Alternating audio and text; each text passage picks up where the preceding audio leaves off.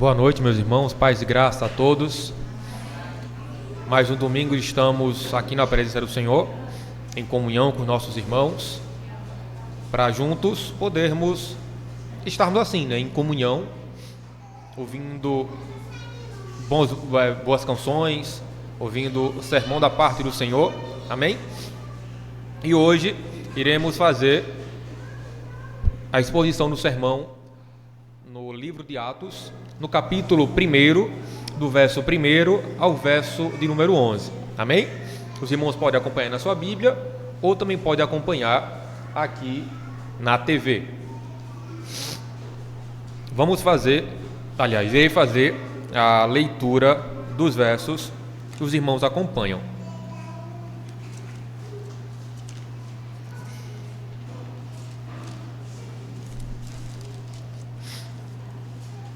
Atos é o terceiro livro do Novo Testamento, ok? Quem achou, diga amém. Quem não achou, diga me espere. Os irmãos podem acompanhar aqui na TV, tá?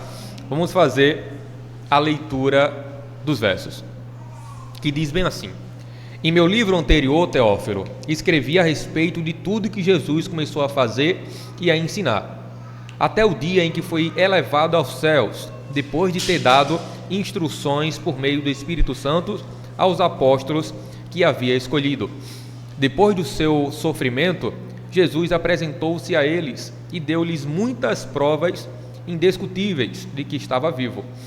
Apareceu-lhes por um período de 40 dias, falando-lhes acerca do reino de Deus. Verso 4. Certa ocasião, enquanto comia com eles, deu-lhes esta ordem: não saiam de Jerusalém, mas esperem pela promessa do meu Pai, da qual eu lhes falei. Pois João batizou com água, mas dentro de poucos dias vocês serão batizados com o Espírito Santo. Então, os que estavam reunidos lhes perguntaram: Senhor, é neste tempo que vais restaurar o reino de Israel? Ele lhes respondeu: Não lhes compete saber os tempos ou as datas que o Pai estabeleceu pela sua própria autoridade, mas receberão poder quando o Espírito Santo descer sobre vocês, e serão minhas testemunhas em Jerusalém e em toda a Judéia e Samaria e até os confins da terra. Tendo dito isso, foi elevado às alturas, enquanto eles olhavam, e uma nuvem o encobriu da vista deles. Eles ficaram com os olhos fixos no céu, enquanto ele subia. De repente, surgiram diante deles 2 homens vestidos de branco, que lhes disseram: Galileus, por que vocês estão olhando para os céus? Este mesmo Jesus, que dentre vocês foi levado aos céus, voltará na mesma forma como o viram subir. Amém, irmãos? Pelo que eu estou vendo, a versão que está passando na TV é diferente da minha, mas vai dar tudo certo em nome de Jesus. Eu lhe peço que curve sua cabeça, vamos fazer mais uma oração em agradecimento por essa palavra. Senhor Deus Todo-Poderoso, mais uma vez nos elevamos a nossa voz ao Senhor para te agradecer por esta palavra, que o Senhor esteja no centro dela, que seja feito conforme o teu querer, que tudo que for falado seja de acordo com o que está escrito, que o Senhor encha a minha boca e abençoe o coração e ouvido dos irmãos, para que quando ouça, entenda e aprendam. Que o Senhor esteja conosco nesta noite, em nome de Jesus Cristo. Amém. Pois bem, irmãos, esse é o segundo livro, aliás, a segunda carta que o escritor Lucas ele escreve.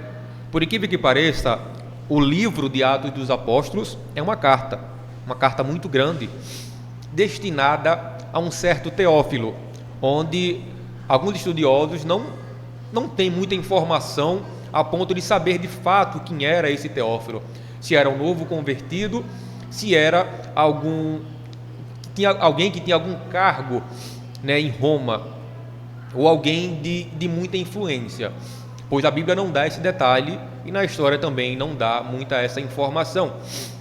E no primeiro livro, que é o que tem o nome de Lucas, ele se apresenta como escrevendo para essa mesma pessoa, ou seja, o Atos dos Apóstolos seria basicamente Lucas 2, é basicamente isso. E se a gente puder analisar a fundo todo o livro de Atos dos Apóstolos, a gente poderia trocar esse nome Atos dos Apóstolos por Atos de Jesus Cristo e do Espírito Santo, pois basicamente só é citado os dois apóstolos, que são Pedro e Paulo, durante todo o livro, ou seja, basicamente só mostra a ação deles dois, que foi a pregação que Pedro fez, que mais de 3.000 almas se converteram, e logo depois o restante dos 12 capítulos seguintes, falando basicamente das viagens de Paulo, né, e de tudo que aconteceu na sua conversão. Então, tá, de forma conjecturada, né, de forma que a gente, não oficialmente, que a gente vai riscar o nome aqui, Atos dos Apóstolos, mas a gente poderia fazer essa troca tranquilamente. E um dado histórico, esse livro foi escrito basicamente cerca de 30 anos depois da morte de Jesus, né? Jesus morreu ali por volta de, basicamente, do ano que ele fez 33 anos, né? Então se conta do nascimento de Jesus até sua morte. Então foi escrito no ano 60, do ano 60 até basicamente o ano 64 depois da morte de Jesus Cristo. Primeiro foi escrito o Evangelho de Lucas, que é uma carta também, e depois escrito o livro de Atos dos Apóstolos, que é a segunda carta de Lucas a essa pessoa que ele tanto estima, que ele mesmo fala, né? Uma pessoa que muito estima o Teófilo. Ou seja, basicamente uma pessoa que tinha ou era nova convertida ou tinha muito interesse na história sobre esse Jesus Cristo que muitas pessoas ouviram falar. E por que basicamente a autoria é de Lucas? Porque lá em Colossenses, no capítulo de número 4, no verso 14, o escritor da carta, que é Paulo, cita Lucas, o médico amado, e Demas. Só que basicamente pela função de Lucas ser um médico, né, inferiu a ele essa autoria pelo fato da sua posição, né, de quem ele era, porque basicamente uma outra pessoa não escreveria com tanto detalhe histórico, técnico e científico como ele relata. Não à toa que no primeiro capítulo de Lucas ele fala, né, pesquisei, né, com bastante afinco sobre toda a história de quem eu vou falar agora. Então era uma pessoa que ouviu do próprio Paulo todas essas histórias. E ele também fala no primeiro capítulo de Lucas que pesquisou de outras fontes também. Ele mesmo fala que já havia, né, livros anteriores que supostamente eram Mateus e Marcos, e ele também quis trazer informações adicionais. E obviamente na história da igreja foi conferido uma certa inspiração do Espírito Santo, porque tem alguns livros chamados apócrifos. Existem muitos, se você for pesquisar, né, com o nome de alguns apóstolos, só que a igreja não reconheceu esses livros, tá? Então são livros históricos, mas ditos como não inspirados. Você pode ler por curiosidade, até por sabedoria, mas não é palavra de Deus propriamente dita.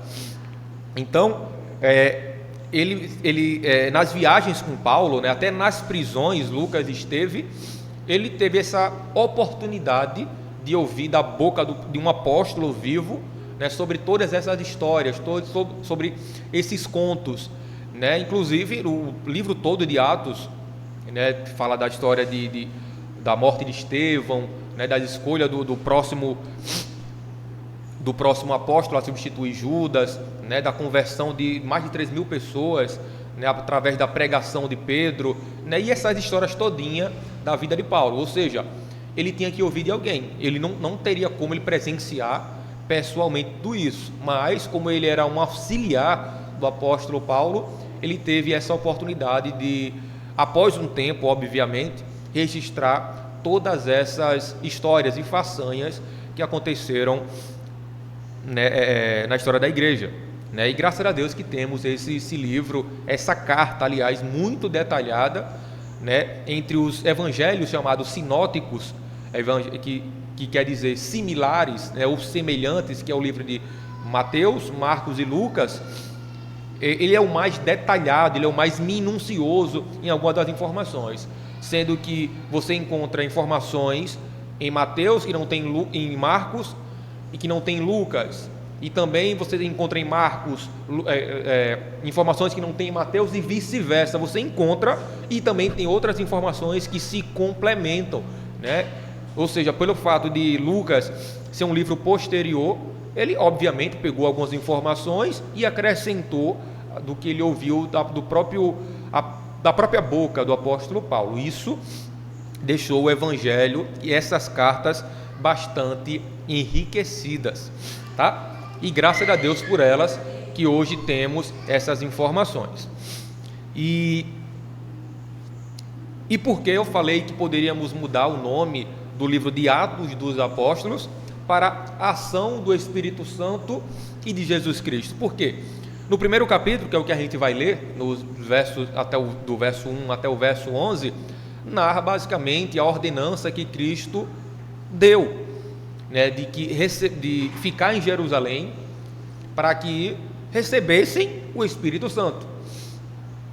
E aqui que a gente difere os homens dos meninos, entre aspas, tá? Porque é um tema polêmico para quem é de igreja pentecostal, tá? Porque é um tema sensível da cristandade quando se refere à fé reformada e à fé pentecostal e neopentecostal.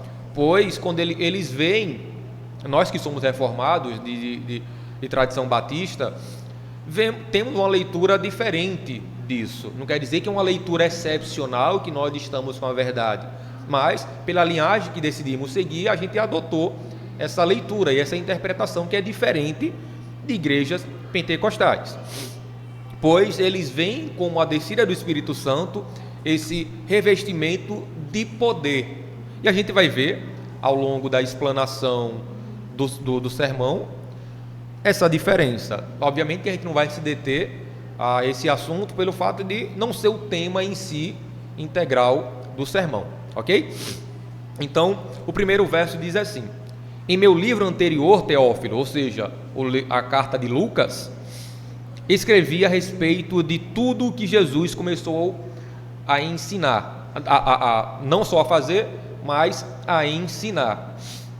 Verso 2: até o dia em que foi recebido em cima, ou seja, nos céus, depois de ter dado mandamentos pelo Espírito Santo aos apóstolos que escolhera. O verso 3: aos quais também, depois de ter padecido, se apresentou vivo com muitas provas infalíveis, sendo visto por eles por espaço de 40 dias e falando das coisas concernentes ao reino de Deus.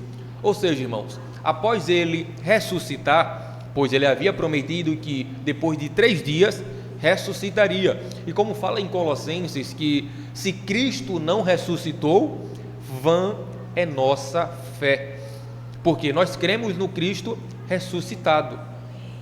E isso é basicamente a base do cristianismo. Se Cristo não ressuscitou, a gente não crê, não tem a nossa fé é vã, é falha, não é sólida. Pois se ele, como sendo o Filho de Deus, prometeu que morreria e ressuscitaria, se isso não acontecesse, obviamente a nossa fé seria mentirosa, e claramente nós não estaríamos aqui, eu aqui falando e vocês ouvindo. Obviamente seria uma outra fé totalmente diferente, tá? Então, ele, após ressuscitar, ele apareceu não só como os apóstolos, mas à vista de todos durante 40 dias. E alguns acreditam, obviamente os que não são cristãos, que não houve esse Jesus histórico, mas apenas esse Jesus que é narrado na Bíblia, né? Tem Jesus como uma ficção, sendo que nós encontramos mais escritos de Jesus, mais de 5.000 documentos, basicamente, falando sobre Jesus, e achamos menos de 10 sobre Platão, sobre Aristóteles, sobre essas figuras que, basicamente, nós na história em si fala, tem menos documentos averiguando e atestando a sua existência. Só que uma pessoa que tem mais de 5.000 documentos atestando sua existência, as pessoas não acreditam, pois falam que é um mito, é uma pessoa que é baseada em outras culturas, no hinduísmo, né, na cultura grega, na cultura romana. Ainda que haja elementos de similaridade, isso não invalida a vida de Jesus Cristo, pois a vida de Jesus foi ímpar, ainda que, como eu disse, se há elementos de parecer, né, dessa igualdade, não invalida em momento nenhum o poder de Cristo, a sua obra salvífica, né, dele ter nascido de uma virgem, de ter recebido, de ter descido aos céus de forma corpórea, né, de ter habitado entre nós, não invalida. Existe até um canal, né, que eu gosto bastante, né, que é 2 Dedos de Teologia, que ele lançou uma série de 3 vídeos explicando isso, né, sobre as diferenças dos deuses para o Jesus Cristo, né, e falando sobre essa similaridade e das diferenças. Quem puder, quem tiver essa curiosidade, pode pesquisar e achar esses vídeos, que é bastante interessante. E no verso 4, fala bem assim também: e estando com eles, determinou-lhes que não se ausentassem de Jerusalém, mas que esperassem a promessa do Pai, que, disse ele, de mim ouvistes. Essa ordem é de suma importância pelo fato de que, quando Jesus morreu, por exemplo, até próprio Pedro fugiu, alguns dos apóstolos dos discípulos fugiram por causa do medo, né? Pois o Império Romano estava caçando esses ditos cristãos. Então, a Bíblia também relata que muitos se dispersaram. E a figura de Jesus ter aparecido para todos deu oportunidade para que todos voltassem e se reunissem. Pois, se uma figura como Jesus foi, que a gente vai ver no próximo verso, que achavam que Jesus era uma figura política, pois Moisés, quando profetizou, se não me engano, Deuteronômio, que levantaria um profeta similar a ele, né, que conduziria Israel. E basicamente os profetas eram figuras políticas. Antes de chegar à época dos reis, que é basicamente ali em 1 Samuel, quando Saul é levantado, quem conduzia todo Israel eram os profetas, tá? Então, basicamente, o último profeta foi Samuel.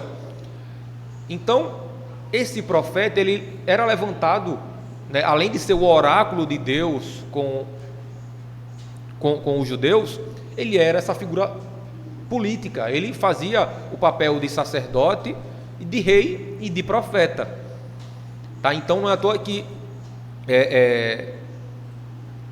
Moisés, ele que tomava a frente quando via um exército, por exemplo, os samaritanos, ele que tomava a frente para tentar fazer negociação. Quando não havia negociação, Deus ordenava: não teve negócio, espada, tá? Quando ele foi decidiram entrar em Canaã, ele que estava à frente, né? Então, em todos esses 40 anos do deserto, ele foi essa figura política e também profética, porque ele tinha esse contato com Deus. Ele que dependia dele, basicamente, a vida espiritual de Israel. Não é à toa que ele ficou 40 dias no monte, e antes disso, o próprio Deus fala: olhe lá para baixo, a presepara que está lá embaixo.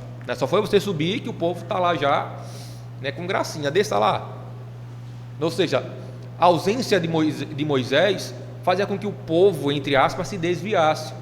E assim foi na vida dos reis de Israel.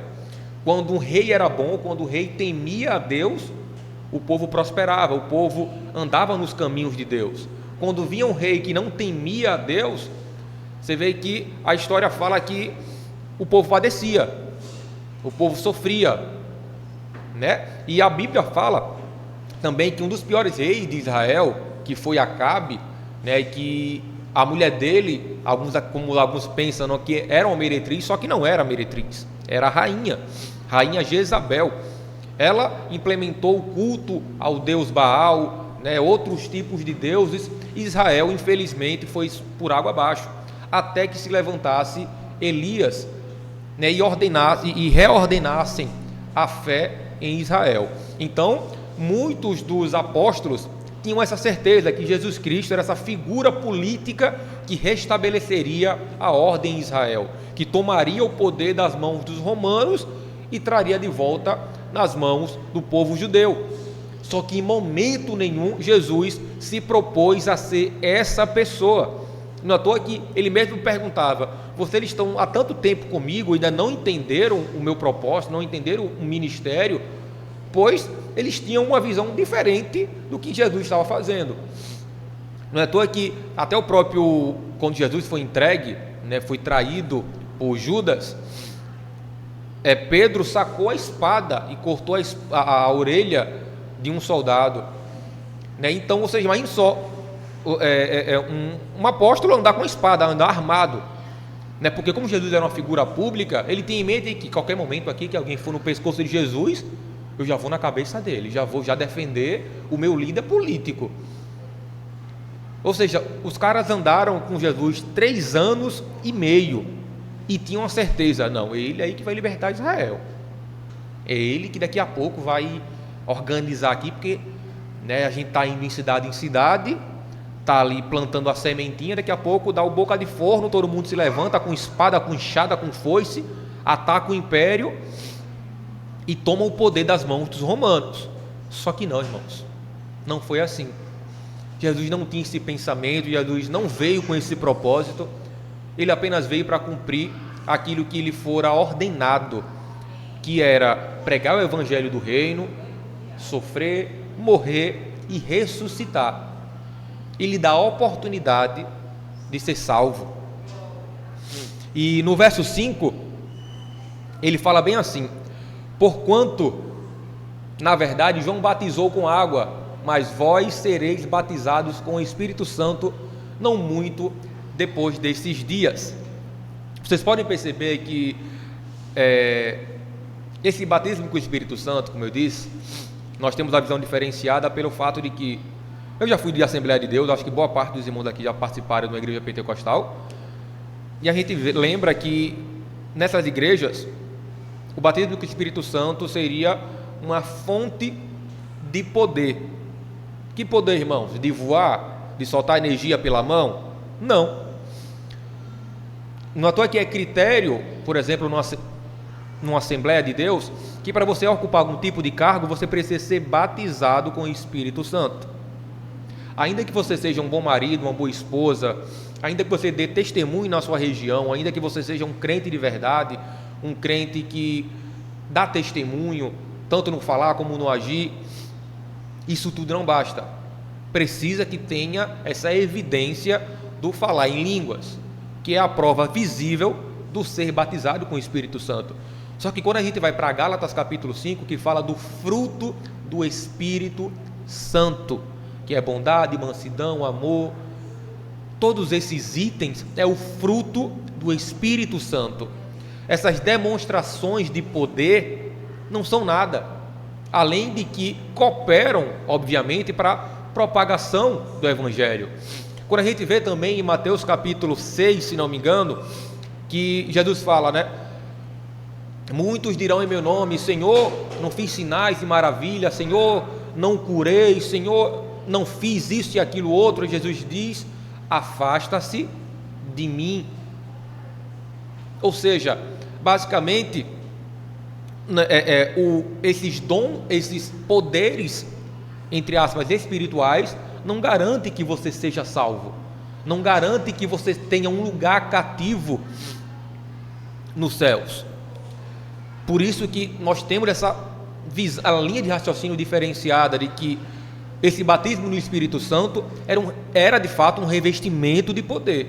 Só que esse poder do Espírito Santo causa nas pessoas o interesse pela leitura da Bíblia, o interesse em estar em comunhão com os irmãos, o interesse de ter um devocional pessoal diário. Ou seja, Isso de fato é um poder, é um revestimento, pois João tinha batizado com água para remissão de pecado. O batismo, no significado da palavra, quer dizer imergir, mergulhar. Ou seja, João, por ter sido aquele que abriu o caminho para Jesus inaugurar o seu ministério, ele estava simbolizando o que Jesus iria fazer, pois o Espírito Santo ainda não havia sido derramado. Não é à toa que o texto fala que Jesus disse que após eu subir, daqui a alguns dias, o Espírito Santo descerá. Ou seja, o Espírito Santo não estava acessível a todas as pessoas. Então, o João Batista, ele antecipou o ministério de Jesus para que as pessoas chegassem ali no Rio Jordão, né, confessando com a sua boca o seu pecado, reconhecesse que ela era pecadora e fosse batizada. Só que Jesus Cristo, ele disse de uma forma diferente: João batizou com água, vocês serão batizados com o Espírito Santo. Espírito Santo, irmãos, é de suma importância na nossa vida, porque é Ele quem nos convence da justiça, do pecado e do juízo. Quando você está aqui na sua cabeça, caramba, recebi R$100 aqui a mais, devolvo ou não devolvo? Essa vozinha, né, que alguns dizem, né, tem um diabinho e tem um anjinho. O anjinho, obviamente, é o Espírito Santo. Obviamente, a ação contrária ou é a sua carne ou é ação maligna. Então, quando você, cristão, irmãos, quando você faz uma boa ação, não é por mérito seu, não é por mérito meu, não é porque você é bom demais ao ponto de querer devolver R$100. Quem aqui no final do mês, quando acha R$100, pensa em devolver? Seja sincero, você quer o quê? Você quer botar no bolso, irmãos. Então, quando tem aquela fagulha, devolva. A pessoa está bem ali na sua frente, ou seja, não vem da sua bondade que você acha que você tem. Isso é a ação do Espírito Santo que nos convence que somos pecadores, que somos ruins, que merecemos todo o castigo que Deus está guardado para nós. Só que Ele nos orienta a agirmos de forma diferente. Então, esse batismo com o Espírito Santo é essa testificação, irmãos. Não é você falar em línguas desconhecidas, não é você rodar, não é você voar, não é isso. Isso não é revestimento de poder.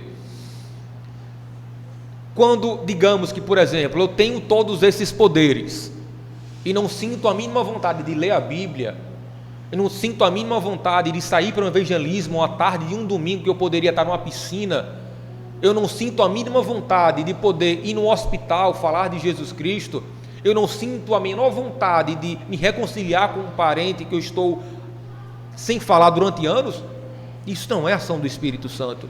Isso é qualquer coisa, irmãos, menos o Espírito Santo. Por isso que Jesus falou dessa importância de permanecer em Jerusalém, pois daqui a alguns dias a descida do Espírito Santo aconteceria e todos eles seriam vestidos e revestidos por esse Espírito Santo.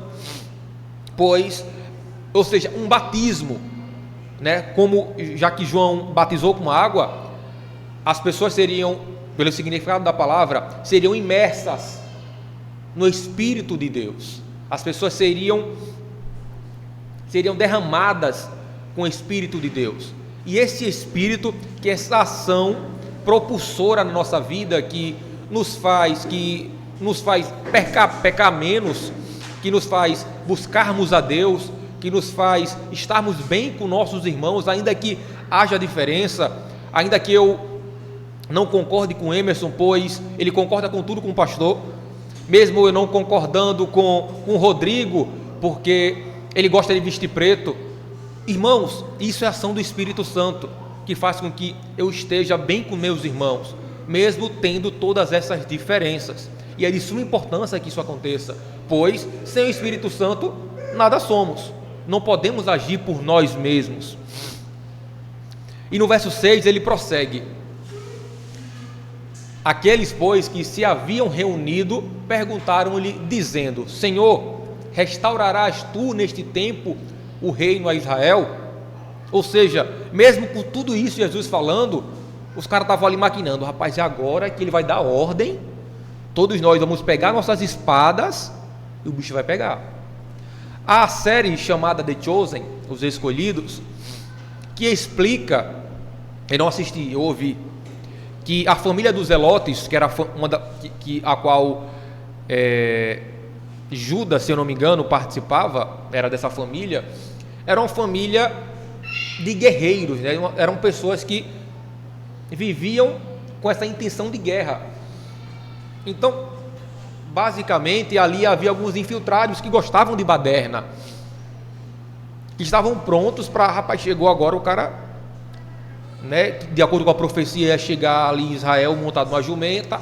Ele apareceu, ele está reunindo alguns discípulos, parece com esse cabo aí, então bora colar nele, daqui a pouco ele der a ordem, a gente dá o bote nesse bicho aí que está aí tomando poder. Imagine só, como eu disse anteriormente, andaram com Jesus durante 3 anos e meio, mas a cabeça deles era de política, como a gente vê hoje em dia, né? Tudo é política, tudo hoje em dia é o faz o L.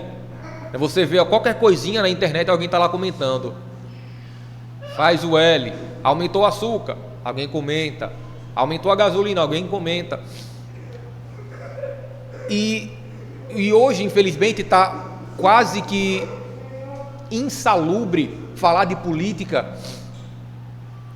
E era basicamente essa expectativa que esses discípulos estavam também ali, pois Jesus tinha morrido, passou 4 dias, 3 dias, aliás, ele ressuscitou. E agora eles estavam na cabeça: vamos fazer a pergunta, se é ele mesmo, se vai vir outro. E aí um corajoso vai e pergunta. Aí Jesus responde, no verso 7, ele responde assim: não vos pertence saber os tempos ou as estações que o Pai estabeleceu para o seu próprio poder. Ou seja, a Bíblia fala que que Deus estabelecerá o seu reino. Não é à toa que na oração do Pai Nosso, que foi o sermão do domingo passado,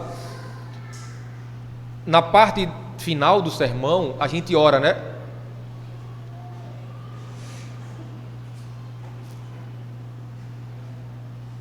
Para que Deus estabeleça o seu reino, assim como é no céu.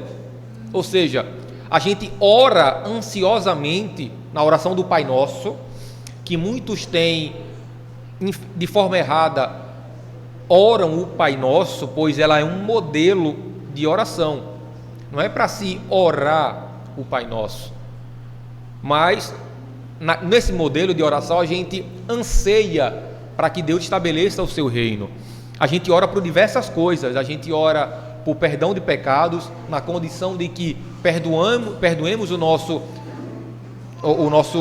inimigo, entre aspas. A gente ora por provisão divina de alimento, provisão financeira. A gente ora também para que Deus estabeleça o seu reino e diversas outras coisas também. Então, haverá esse tempo de que Deus futuramente, é um tempo escatológico, ou seja, é mais para o futuro, não é para agora, pois alguns têm como a vinda de Jesus, né, como tardia.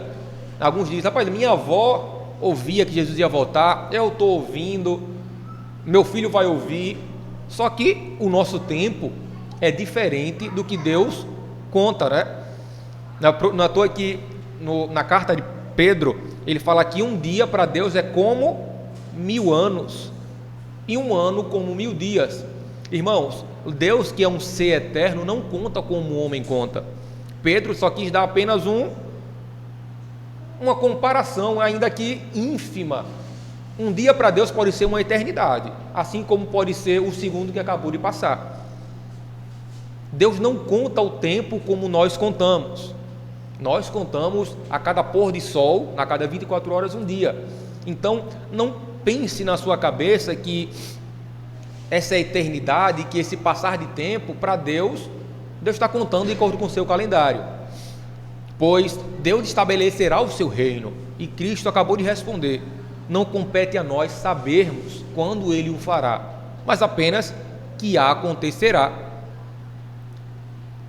Os discípulos estavam ansiosos por uma revolução política, por esse motim. Só que Cristo acabou quebrando as pernas dele, de que não é assim. Não, basicamente, não interessa a vocês quando isso vai acontecer. Trazendo para os nossos dias, para a nossa linguagem, não interessa, vai acontecer. Não é como você pensa, não é como você acha. O reino do meu Pai, ele será eterno, ele vai acontecer. E no verso número 8, ele continua, que é o ponto-chave desse sermão.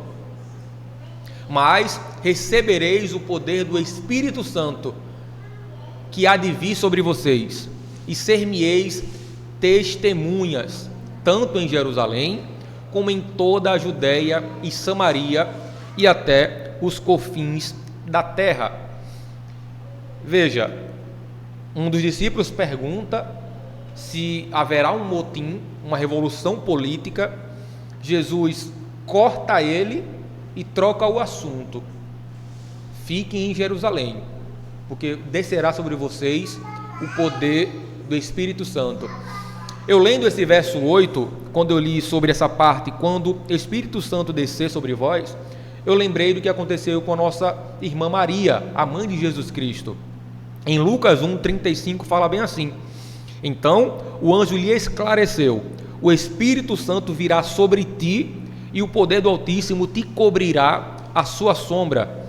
E por esse motivo, o ser que nascerá de ti será chamado Santo, Filho de Deus. Se a gente for fazer um comparativo, Jesus nasceu de forma milagrosa. Não nasceu do gene de José com Maria. É um gene totalmente divino. Pois, por ação do Espírito Santo, como foi lido aqui agora, isso aconteceria. Pois Maria não havia ainda coabitado com José. Eles não haviam casado, estavam prometidos em casamento. Então o anjo fala que ela terá um filho de forma milagrosa. E ela pergunta: como isso vai acontecer?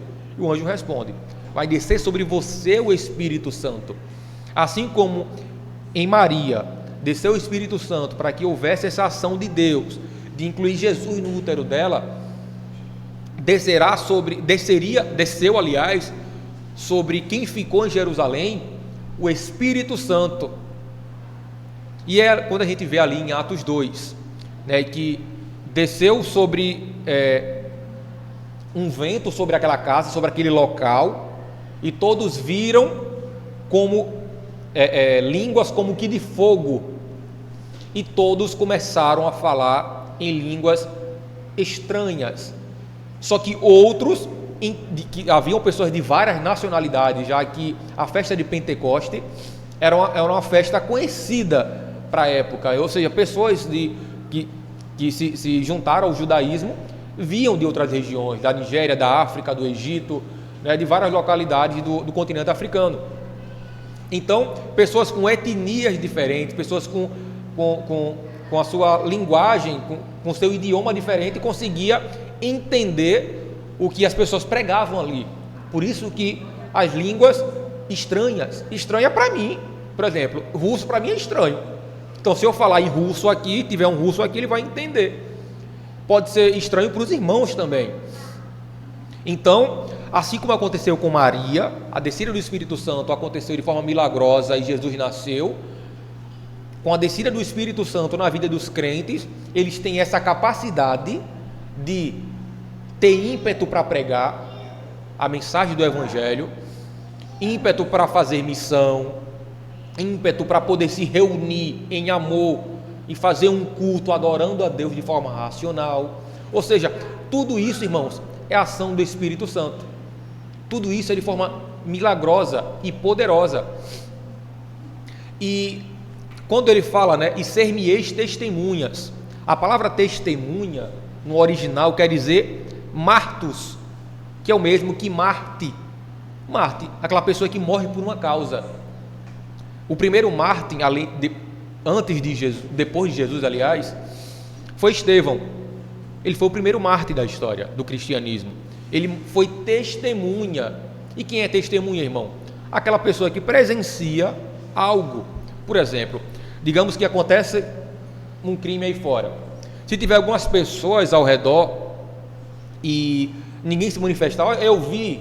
Se a polícia quiser, ela pode, digamos que Rafael esteja aí fora, de cara para cima. Aí ele ouviu o crime acontecendo. Aí chega a polícia e percebe que ele estava ali. Amigão, você estava aqui na hora? Estava. Pronto, venha. Você é testemunha. Você é levado coercitivamente, ou seja, contra a sua própria vontade. Pois você viu uma ação, viu alguma coisa e você vai testemunhar, você vai ser um mártir. Não quer dizer que você vai morrer, tá? A palavra mártir foi usada depois que alguém morreu por conta de uma causa, mas você foi testemunha. Então, todos nós cristãos que recebemos o Espírito Santo somos testemunhas de Cristo. Então, nós como testemunhas devemos falar sobre Jesus, testemunhar sobre Jesus, falar com ímpeto. Só que esse ímpeto, irmãos, só vem através do Espírito Santo. Não é à toa que o Espírito Santo muitas das vezes enche a nossa boca. Às vezes a gente se impressiona, caramba, eu falei isso para fulano de tal, nem imaginava falar aquilo. Isso não é ação sua. Obviamente que com um prévio conhecimento de leitura da Bíblia, sua desenvoltura pode ser boa, pode ser melhor. Só que o apóstolo Paulo fala aqui em uma das suas cartas, ele diz que eu não fui a vocês com palavras de sabedoria, mas foi com o poder do Espírito Santo. Ou seja, tudo que ele escrevia, tudo que ele ensinava, tudo que ele falava, além, obviamente, a gente não descarta a sabedoria humana, mas ele dá crédito ao Espírito Santo. Não é à toa que ele diz que todo o meu conhecimento, tudo aquilo que dos meus títulos, eu tenho como esterco, como perda. Ele não se orgulhava daquilo que ele tinha, daquilo que ele era, pois quando ele teve aquele encontro com Jesus Cristo, quando ele estava indo perseguir alguns cristãos com sangue na boca de querer matar, isso após ter consentido na morte de Estevão, ele foi visitado por Jesus Cristo. E o Espírito Santo começou a agir na sua vida. E dali para frente, é isso tudo que a gente conhece. Então, irmãos, e após Jesus ter subido, passaria alguns dias, em Atos 2, basicamente, o Espírito Santo desceu e eles foram testemunhas. E eles falavam do poder de Deus, que Jesus viveu na terra, cresceu, operou milagres, foi perseguido, morto, ressuscitou. Então nós temos esse dever como cristãos, nós temos essa obrigação, irmão, é obrigação. Assim como você bate crachá na sua empresa para poder bater meta, né? Porque o patrão chega, rapaz, aqui a meta é essa, vender 10 mil por mês. Se não bater a meta, depois de 3 meses você é mandado fora. Então, só que Deus ainda é misericordioso para conosco. Ele não nos dá uma meta de quantas almas por mês ou por ano devemos alcançar. Só que nós como cristãos, como alcançados por essa graça, nós que confessamos Jesus como nosso Senhor e Salvador, nós temos essa obrigação. Como é que nós agora somos testemunhas, recebemos o Espírito Santo e não temos esse ímpeto, essa vontade de falar de Jesus? Ah, mas eu tenho que pegar um microfone para o meio de uma praça? Se você tiver condição, se você tiver essa predisposição, o Espírito Santo lhe capacita. Mas se não, tem um jeito mais fácil, né? Eu realizei um sonho, era um sonho meu, pregar em ônibus, né? Quando eu fiquei desempregado da Alma Viva, eu tive uma estratégia de vender bala nos ônibus. Quem pega ônibus ainda, não pega, tem um tempão, então eu não sei mais como é que tá. Mas quando eu pegava, né, tinha o rapaz, bom dia pessoal, né, eu estou subindo aqui, né, estou apresentando meu trabalho, aquele papo que alguns já conhecem. Eu fiz isso também. E no início eu ficava, cara, eu ficava ali me tremendo, né, meu Deus, vou falar o que aqui, vou falar o que aqui. Aí eu achei no terceiro dia, hoje eu vou falar, não é possível. Aí eu bolei uma estratégia, né, que foi em meados de novembro, já perto de dezembro, e eu lembrei do Natal. E não me lembro se foi em época de eleição, não estou lembrado agora, mas eu bolei a estratégia de fazia uma gracinha antes, né, entregando lá a bala, o que fosse. Aí eu tocava no assunto, né, pessoal, política, né, Natal. E aí foi quando eu tive a estratégia de falar de Jesus. As pessoas ouviam porque, né, fiz uma gracinha, então as pessoas estavam um pouco mais dispostas a ouvir. Só que a gente vê diferente algumas vezes, né, tem algumas pessoas que já chegam já com aquele sermão mais agressivo, né, sem uma estratégia, ainda que tenham boa vontade, mas quando a gente aprendeu aqui no livro A Videira, a Treliça e a Videira, que existe alguma estratégia de evangelismo, existe um jeito de se evangelizar, ainda que, irmãos, ainda que haja toda a boa vontade do mundo, é possível se evangelizar de forma errada, é possível as pessoas ensinarem errado, e muitas das vezes a gente aprendeu errado também, né? Muitas coisas a gente vai aprendendo ao longo do tempo, ao longo de se interessando por teologia, se interessando em ouvir um pastor mais bíblico, e a nossa mente se abre, a gente cria mais maturidade. Então,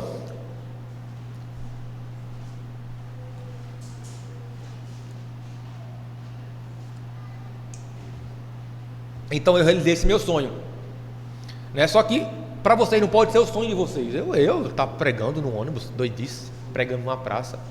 Você tem um vizinho que às vezes vai falar com você, irmão, vizinho, tá complicado, né, a vida, né? Aí, ó, tá complicado. Jesus descomplica.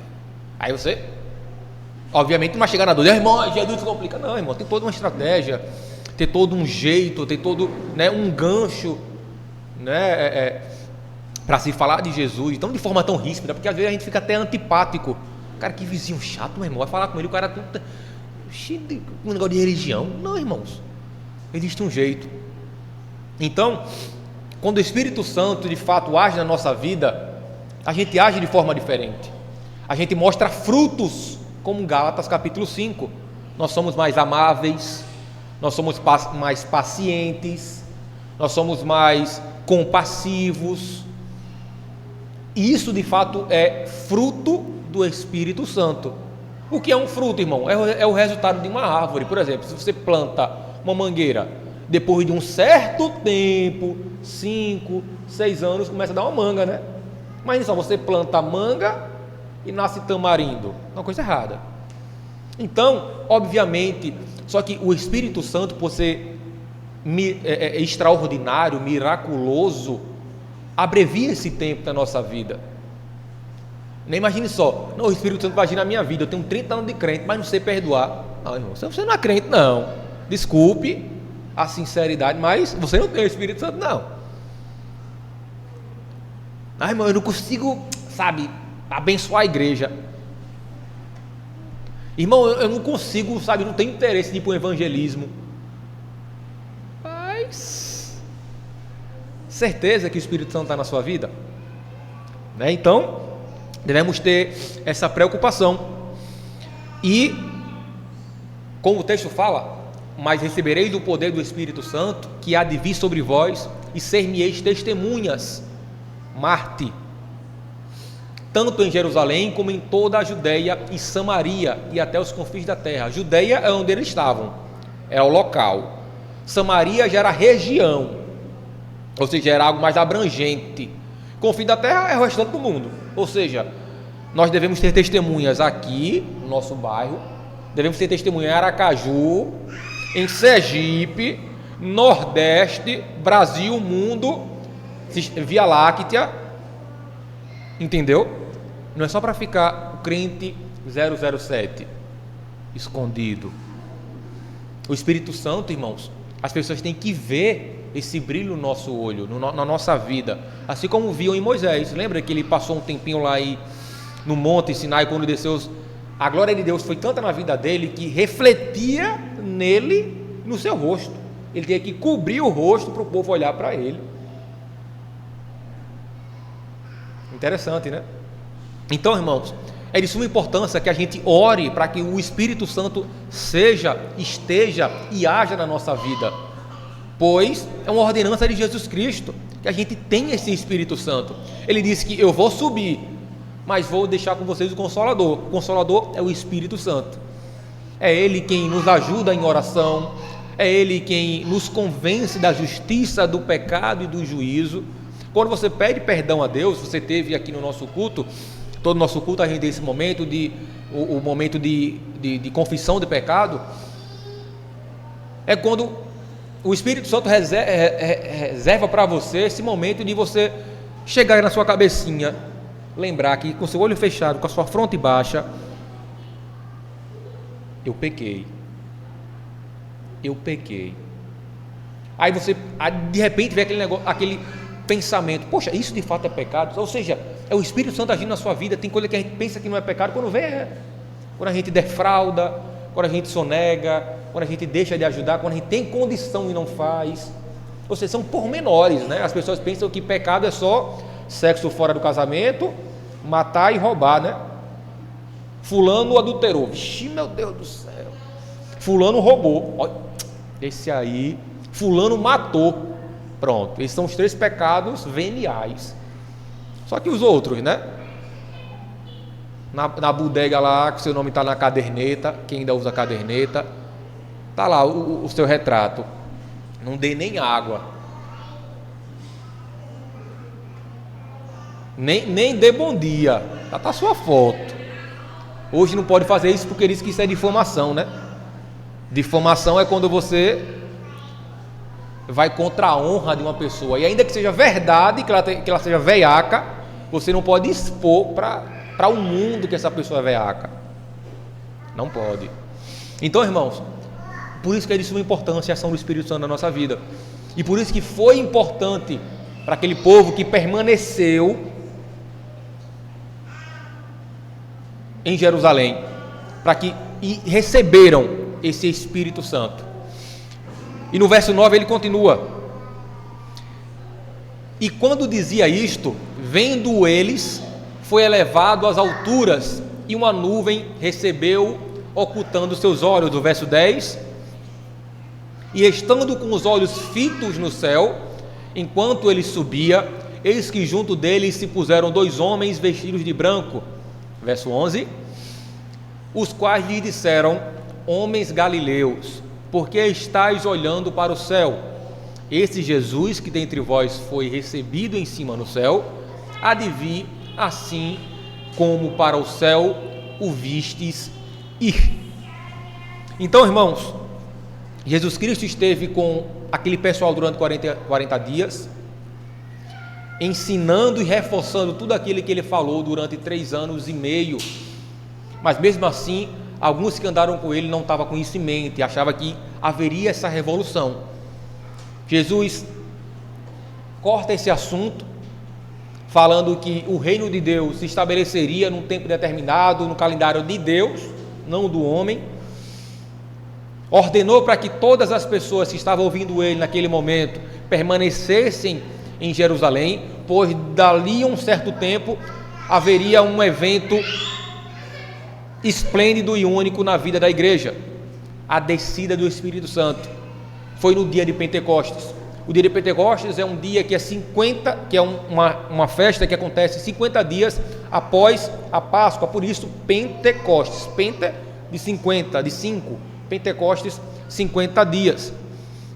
Então, aquelas pessoas que permaneceram em Jerusalém, não se dispersaram, aguardaram mais um pouco, tiveram essa honra, essa maravilha, esse milagre acontecendo na vida delas, que receberam o Espírito Santo, onde os seus olhos espirituais, os seus ouvidos espirituais foram abertos.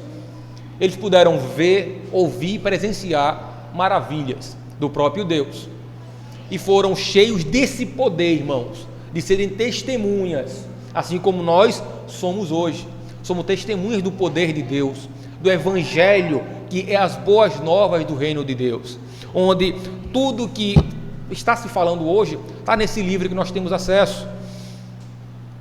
Todo isso que nós sabemos hoje, graças a esses homens corajosos que deram suas vidas e escreveram, foram mártires, foram testemunhas. E ainda que eles não fizessem, Deus daria um jeito, irmãos, para que esse evangelho fosse pregado, fosse testificado. Então, o texto áureo desse sermão é: permaneça. Essa é a ordem de Jesus Cristo. Eu vou subir, mas vocês permaneçam.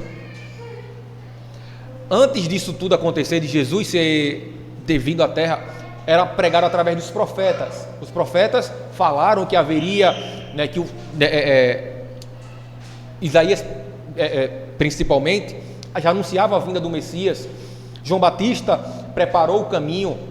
Jesus nasceu, cumpriu o seu ministério, morreu, ressuscitou. Só que tem uma continuidade. Nós somos essa continuidade, irmãos. Nós somos essa continuidade. Nós somos esse ide. Sejam minhas testemunhas. Falem com amor, temor, com autoridade do Espírito Santo. Permaneçam, ainda que haja tanta dificuldade, ainda que haja tanta intempérie, irmãos. O Evangelho de Jesus Cristo será e estará sendo pregado todo santo dia. Essa é a mensagem que Jesus Cristo deixou ratificada nas Escrituras. E os apóstolos, irmãos, os discípulos, os mártires continuaram com a história da igreja, né, com os pais da igreja, com a patrística, né, com os heróis da fé. Vários e vários morreram por essa causa, teve seus escritos registrados na história. Veio a Reforma Protestante e deixou acessível esse livro que antes não era de tão fácil acesso, e graças a um homem chamado Jan Hus, que foi o primeiro que que havia traduzido para, se não me engano, para o escocês, e depois Martinho Lutero traduziu do latim para o alemão, e daí foi quando teve essa abertura de portas para que a gente tivesse acesso às Escrituras, e graças a Deus. E assim, irmãos, como os discípulos viram Jesus subindo e permaneceram com seus olhos fitos nos céus, nós também veremos Jesus Cristo descendo, e como a Bíblia fala, todo olho verá, toda a língua confessará, todo o joelho se dobrará. Eu quero ter, irmãos, essa oportunidade. Eu quero estar para poder glorificar o meu Jesus Cristo com todo o meu coração, com todo o meu ser. Espero que os irmãos também tenham esse anseio, tenham essa oportunidade e queiram, irmãos, sentir esse privilégio. Amém? E para a gente concluir o sermão, Deus não revelou todas as coisas existentes. Deus não revelou todas as coisas. Existem mistérios que ainda não nos foram revelados, mas a Bíblia é suficiente para nós como palavra de Deus. A questão escatológica é secundária, não menos importante. A questão central é o revestimento de poder pelo Espírito Santo. Uma coisa é você ter o Espírito Santo, outra coisa é você ser cheio do Espírito Santo. Hoje é cada dia mais difícil testemunhar sobre Cristo, sobre nossa fé, mas não fazemos por nossas forças, nosso próprio intelecto, mas pelo poder do Espírito Santo, pois Cristo nos capacitou com esse poder para falarmos dele dentro e fora de tempo sobre seu Evangelho.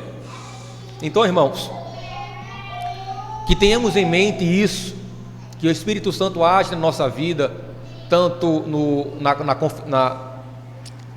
de nos convencermos sobre o pecado, mas ele nos enche, ele nos capacita para sermos testemunhas fiéis, para falarmos com ímpeto, assim como os apóstolos de Jesus Cristo falavam, assim como muitos deram sua vida por falar dessas verdades incontestáveis. Então, irmãos, que demos essa continuidade da palavra do Senhor, que tenhamos esses momentos de comunhão, que tenhamos esses momentos de devocional diário, que tenha esse seu momento, irmão, se deixe ser guiado pelo Espírito Santo para reconhecer que você de fato é um pecador e que Cristo é suficiente na sua vida, irmãos. Dificuldade todos nós iremos passar todo santo dia. Nós não somos melhores nem piores que ninguém, mas a diferença dos outros é que temos Jesus Cristo. Nós temos o Espírito Santo, o nosso Consolador. Nós temos Deus como nosso Pai. Então, irmãos, esse foi o sermão de hoje à noite. Que Jesus Cristo nos abençoe, que os irmãos tenham sido abençoados com essa palavra. E temos alguns avisos? Temos sim, aliás.